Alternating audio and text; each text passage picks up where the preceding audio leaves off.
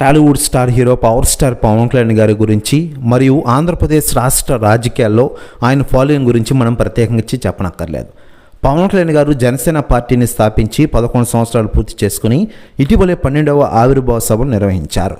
మరోవైపు పవన్ కళ్యాణ్ గారిని గత వైసీపీ ప్రభుత్వ పెద్దలు కానీ గత వైసీపీ సెలబ్రిటీలు చాలామంది కానీ పవన్ కళ్యాణ్ గారిని బాగా విమర్శించారు.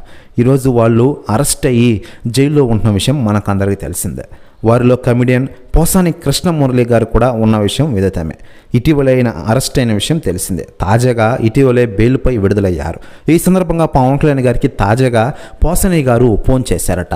ఫోన్ చేసిన వెంటనే సార్ అంటూ ఎమోషనల్ అయ్యారట పోసాని గారు. నన్ను క్షమించడంటూ అన్నారట ఆయన.